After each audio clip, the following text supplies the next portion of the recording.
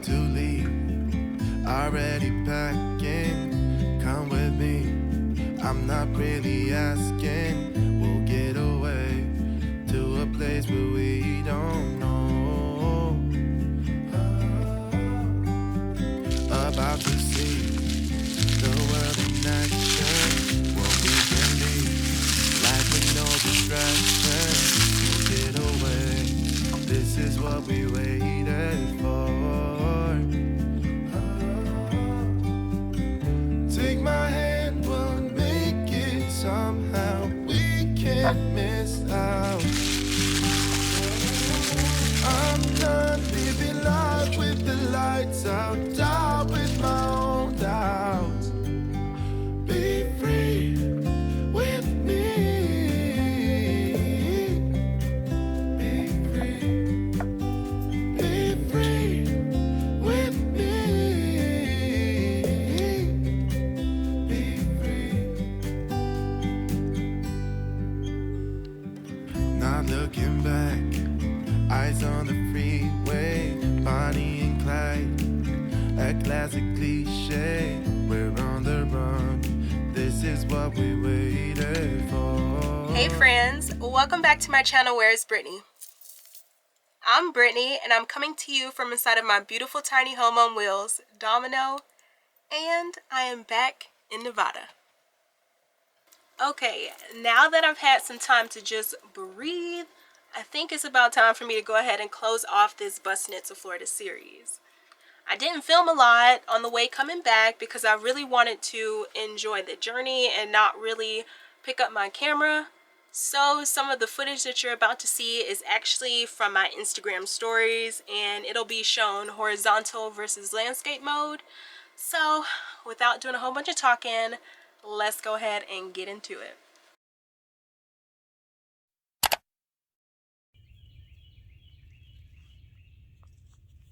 Picking back up where we left off in episode 8, we did a hike in Medoc Mountain State Park, and we found ourselves here, still in North Carolina.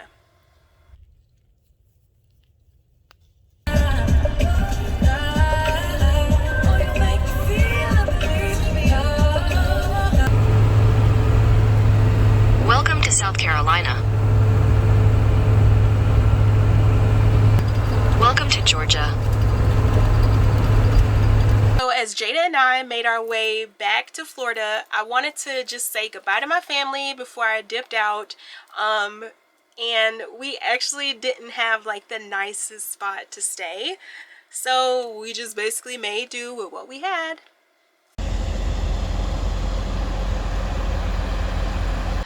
It is a loud morning. Well, it was a loud night too. Yeah, I didn't tell you guys where we were staying at. We are on the we are on the South Carolina-Georgia border at the Georgia Welcome Center. That's basically where we slept at last night. I just could not find a place for us to sleep, you know, that was reasonable. I found a place that I actually liked, and then I went to go book it, and it was like $54 a night. And I'm like, they lost their mind, because that's like hotel prices. So I was like, well, I'll do what I have to do, and I just slept surrounded by a whole bunch of 18-wheelers and their generators. So basically that's what the beautiful noise is. I was hummed to sleep by generators, and it took Jada a minute to get used to the trucks coming in and out, because at first, you know, she would jump up or she would growl a bit, but she's fine now. So after my awesome night of sleep at the Welcome Center, we got back on the road. I finally made it to my grandma's house. I stayed a few days there, got Domino back ready to hit the road, and then got back on the road all over again. Andrew and I had basically decided that we were going to meet in Vegas and spend the Valentine's Day there. So I actually had a strict schedule I needed to stick to, and so I got back on the road. first stop was Lake Talquin State Forest in Florida. I just backed myself in that spot. So perfect. Ah! Now look at this.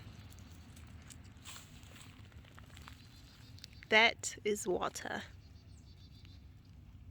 And the outhouse. We then crossed into Alabama and stopped in Mississippi and made Lake Perry State Forest or State Park our home for the night. Welcome to Alabama.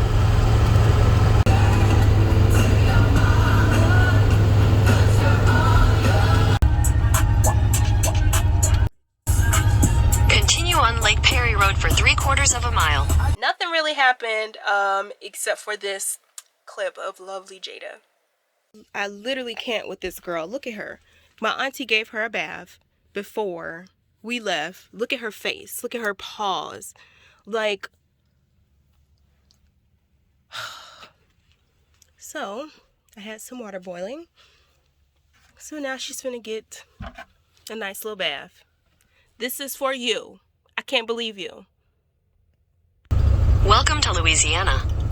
And slept at a Cracker Barrel that night. Again, I didn't film. It was funny because I ordered food through Grubhub to actually be sent to the parking lot. But my order was canceled. While I was in Louisiana, like, I wanted to try like a shrimp po' boy and all that stuff. So I ordered from a restaurant at Grubhub. And they canceled my order. I don't know if it was too late or they was like, this kind of messed up to have the food delivered to Cracker Barrel. But yeah, they canceled my order. But I digress. We woke up bright and early and left. I mean, because we were in a Cracker Barrel parking lot. Got on the road and made our way into Texas. And this is where things just slowly started to go wrong. Welcome to Texas. I've been in Texas for less than 300 miles and I'm so over Texans and they non-driving behinds. Like, this don't make no sense. Like, they don't know how to merge, they don't use blinkers, and they're very aggressive unnecessarily. So unnecessarily aggressive. Like, and they can't drive. Like, they do nothing but swerve. Like, I am so freaking done with Texas, and I still got maybe like 300 more miles tomorrow or something like that, but I'm done. Texas, I'm so done. And we're here, and all of this is mine. Look at, I got a little upstairs deck. How cute. I am so tired. Texas driving, oh, stresses me all the way out. So we got back on the road around 10 o'clock and made it to this beautiful spot, but not before this happened.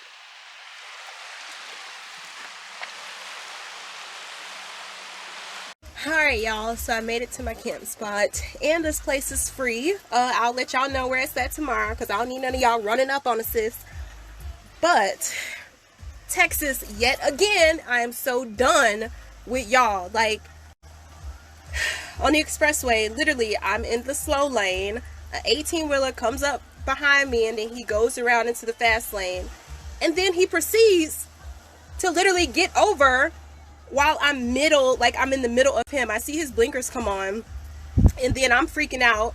I'm like on this little bridge, one of those bridges that are on the expressway that say, you know, bridge gets icy before whatever. So yes, I'm honking my little domino horn. It's another 18-wheeler behind me honking at the big 18-wheeler, and then his car is behind the other 18-wheeler just honking like, hey, it's somebody over here. I slam on brakes. So I slam on my brakes, and you know, it's the 18-wheeler behind me. You can hear him slamming on his brakes too. And then the other cars that was behind the big 18-wheeler that almost smushed me, like, they stopping too because they're like, what the freak is finna happen? So after the 18-wheeler gets in front of me and, you know, I'm behind it, all the cars that were behind the 18-wheeler, like the people who were in it, like, they looking over at me like, am I okay? And I'm just like both hands on the steering wheel looking crazy. And then the gray 18-wheeler that was behind me, like, he completely backed off. Like, I could just see him. I was going 65 miles per hour. Speed limit was 75 miles per hour. So he just stayed far behind me, and I end up getting off the expressway like 3 miles up, because I was just like, my nerves were freaking fried. Like, I almost, so yeah, like I felt like I was about to pee myself or something like that. But I get off and go to the gas station to like just gather my thoughts, and I was like, okay, I might as well go to the restroom. So I go to the restroom, come back out, and then I'm greeted by like two, people, and they're like, hey, that's you in the short bus. And I'm like, yeah. And they were like, yo, like, we heard what happened. So yeah, the 18-wheeler, that was behind me, he basically like told all the other 18-wheelers or whoever, could hear him on the mic, like, what happened, and to like give me space because I'm probably like in here crying or something like that. But yeah, I'm so done with Texas. Like, I still have one more day of driving in Texas, and like, what the freak? Like, what the freak? So I spent the day there, and I recorded the 2-part ASMR, like, sunset, lo-fi beats, little 2-part series for you guys. And left the next morning, drove into New Mexico, and then I found this spot. It was free to park here. They had electrical and water hookup and everything, but I didn't feel comfortable like using any of, like, I just did not want to plug my stuff up into that weird looking electrical box, and I wasn't about to use the water. I pretty much thought I left all of my troubles back into Texas, but New Mexico greeted me with my own drama. So I just got to my spot, and the most terrifying thing just happened.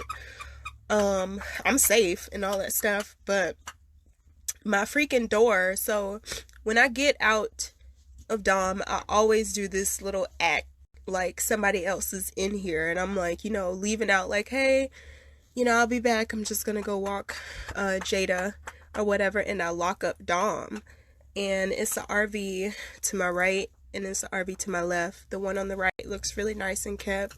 The one on the left, not so much or whatever. The neighborhood is fine, but it's about to get dark and stuff, and I'm at one of those free things here in New Mexico where it's like there's no showers or anything, but it's free electrical and free water.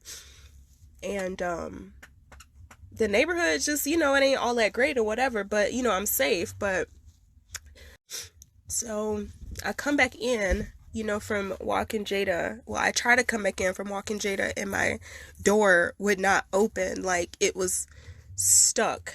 And this happened to me one time before in Virginia, but I was at my sister's house, and I was able to get it open after like the second or third like really hard pull. And then from there I just sprayed some like WD-40 in the door on the little hinges and stuff, and made sure it worked again. But this time was different. I was outside for like 5 minutes, no lie, trying to like keep my shit together, locked out.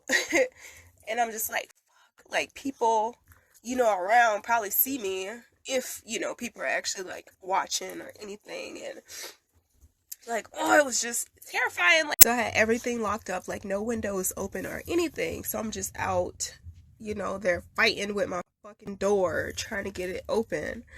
But I'm back in, and it let me in, and I look at the hinges again, and it looked like some gook or something had formed.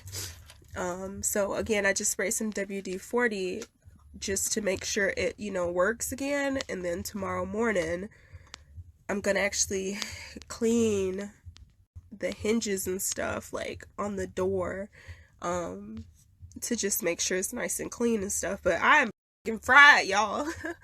I'm tired. That was just so scary. But yeah, I'm good. It was just scary, basically, to possibly be locked out of Dom. But I'm all good now. I just need to finish crying this out a bit, make some dinner, and then I'm going to sleep. So I won't be talking to y'all no more until tomorrow. But everything's good. I'm just tired. I made it out of Texas. I'm in New Mexico. And yeah. 840 something miles to Vegas. That's where I'm going to meet Andrew in Vegas. And I'll be there Friday, hopefully. But yes. Breathe. So, like, being on the road solo can be terrifying. Like, I really haven't had, like, many scary moments like that. But in that moment, you know, I was on the phone with Andrew talking him, you know, through the whole situation, and he has access to my GPS location at all times. Like, I share my real-time location with him, my sisters, and my dad, so they always know where I'm at. And while I was on the phone with him, he sent me like a screenshot of a 24-hour locksmith that was like literally in the area.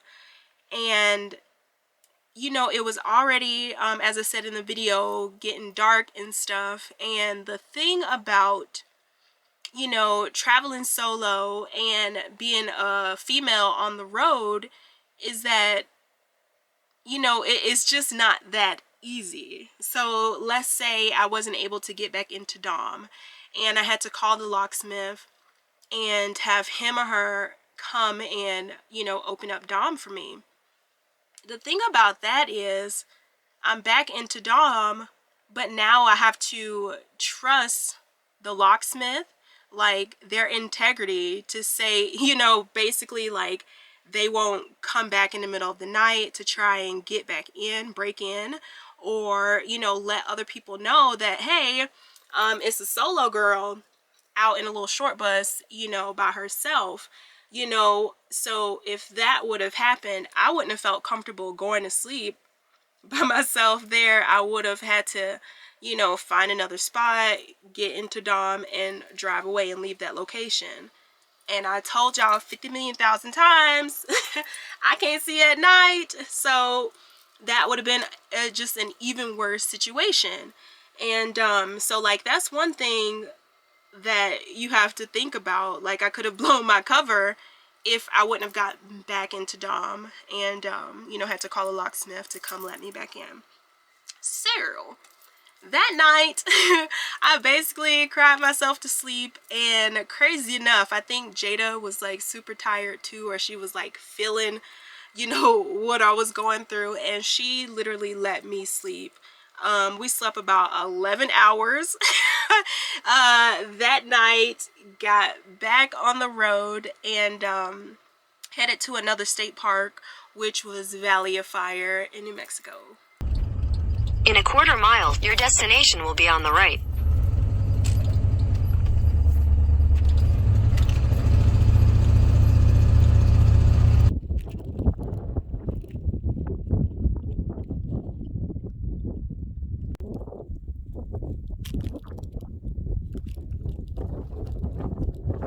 The state park at Valley of Fire, they had electrical and water hookup there, and I paid for it. And I'm like, well, since, you know, I have time, I got there I think around like 1 o'clock, and so I was like, I have time, so I just decided to go ahead and wash the dishes and check it out.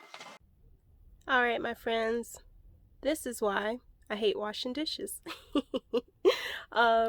And I say I waited so long. This is literally a week's worth of dishes, and I'm like, okay, I don't have any more silverware, I can't eat any more cereal, so now I need to do the dishes. I'm gonna just go ahead and tell you what I'm about to do. So I already boiled some hot water.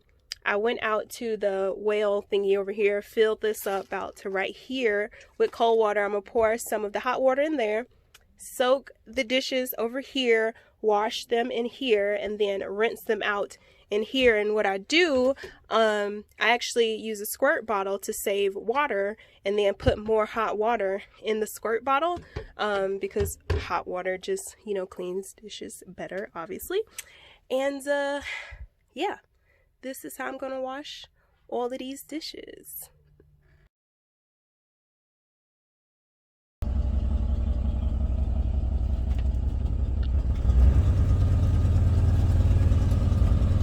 On the way to the next stop, this happened. 1, 2, 3, 1, 2, 3.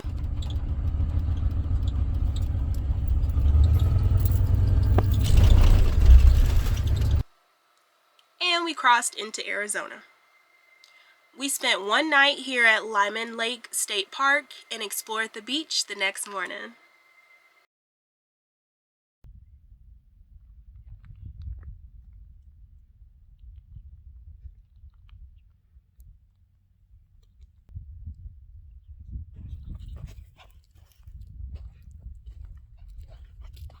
Here's the camping spots. They have their own little fire pits. Ugh, we could have camped out here, but I wanted to use the electricity. This is so nice.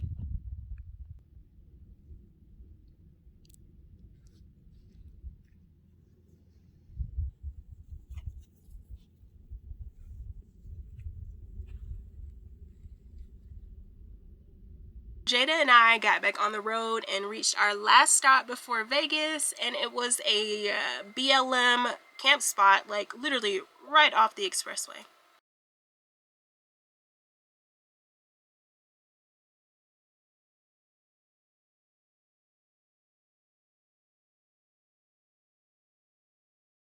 So because my drive into Vegas was a little bit shorter, I just decided to let the sun wake us up.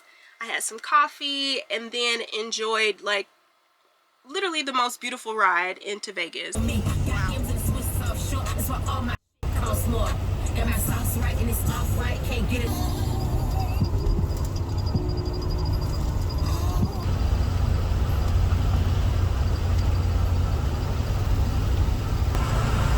Welcome to Nevada.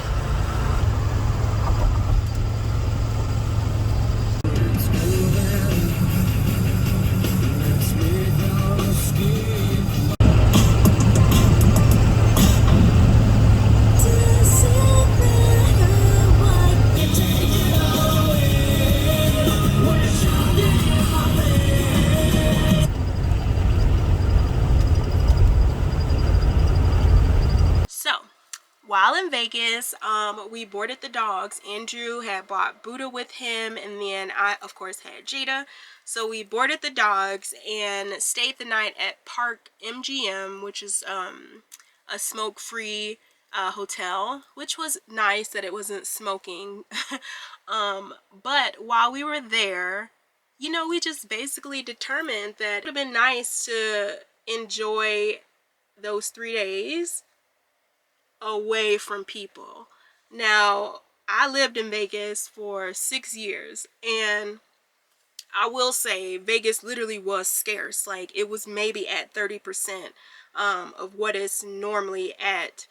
But it was still, you know, weird because it's a pandemic. And like, yes, we walked around with our masks, you know, we had our hand sanitizer, and it was still not a lot of people there, so you were always able to have your 6 feet, 10 feet, 15, 20 feet, you know, between people. But it was still just weird vibes being in Vegas.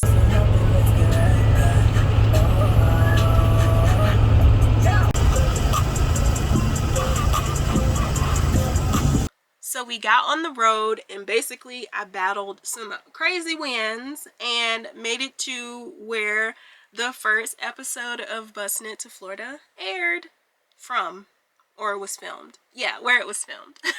Anybody feels the way I do about you now. You sing round all night. So before I end this video with a cute little celebration dance, I want to let you know that it's still so much tea to spill about my trip coming back, and I'll share it all with you guys next week Friday. Basically, I'm going to answer some of your questions about like gas and do I have weapons on board, how I find places to park, and all that tea, and actually, you know, traveling with Jada, because that can be a headache in itself.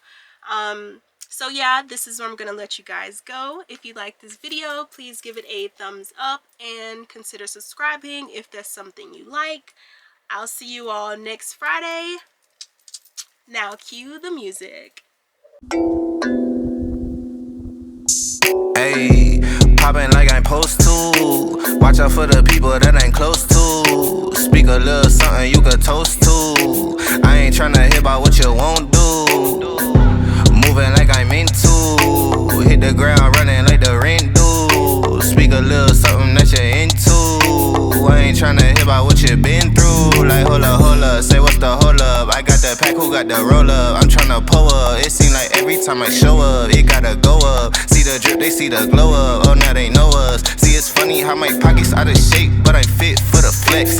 Clear the phone call, hit my chick with a text. Parlay through the bird with my drip from the jets. Save a couple hundred by your with the rest. I prefer my reefer with Henny and Coke. Please don't be stingy, got plenty to smoke. Show up and act up and back to the crib. I do not stun, I just rap what I live. Seem like they doing the most for the